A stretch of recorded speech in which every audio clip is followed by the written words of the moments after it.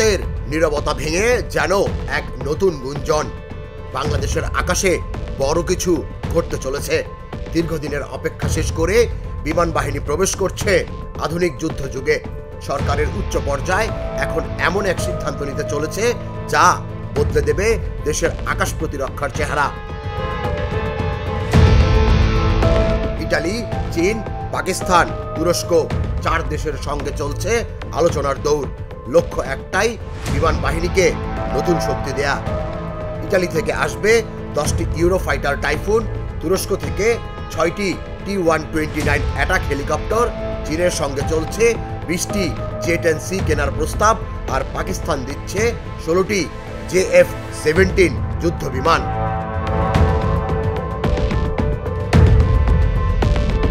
অন্তর্বর্তী সরকারের দায়িত্বশীল সূত্র বলছে চুক্তি হতে পারে 2025-26 অর্থ বছরেই। এরই মধ্যে গঠিত হয়েছে 12 সদস্যের আন্তঃমন্ত্রণালয় কমিটি। নেতৃত্বে আছেন এক এয়ার ভাইস মার্শাল। অর্থ, প্রতিরক্ষা, পররাষ্ট্র, আইন সব মন্ত্রণালয় জড়িত এই আলোচনায়।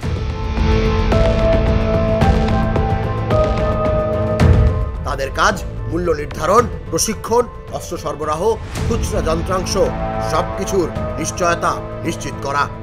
চুক্তি হবে সরকার টু সরকার বা গভর্নমেন্ট টু গভর্নমেন্ট, সংক্ষেপে G2G পদ্ধতিতে। অর্থাৎ কোনো দালাল নয়, সরাসরি রাষ্ট্রের সঙ্গে রাষ্ট্রের বাণিজ্য।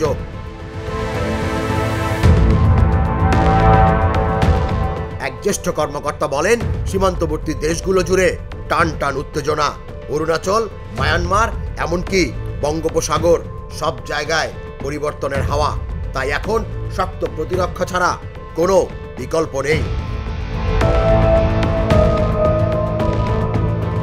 বিমান বাহিনীর সাবেক সহকারী প্রধান, অবসরপ্রাপ্ত এয়ার কমোডর শফিকুল ইসলাম বলেন, এটাই আধুনিক বাংলাদেশের আকাশ যুদ্ধ সক্ষমতার সূচনা। শুধু বিমান নয়, এটি আত্মবিশ্বাসের প্রতীক।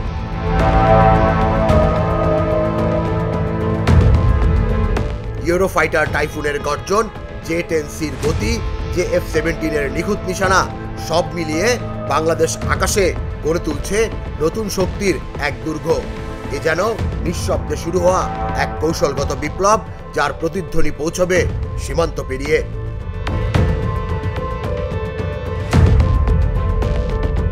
তুষার ইসলাম, জাগো নিউজ।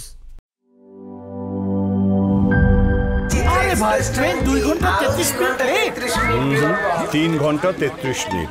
শোনেন, আপনি একটা ডিস্টার্ব। আরো 4 ঘন্টা 33 মিনিট আরো 4 ঘন্টা, এটা কোনো কথা? সময়টা দৌড়াবে। প্রাণডাল, মুঠোয় মুঠোয় সময় পার।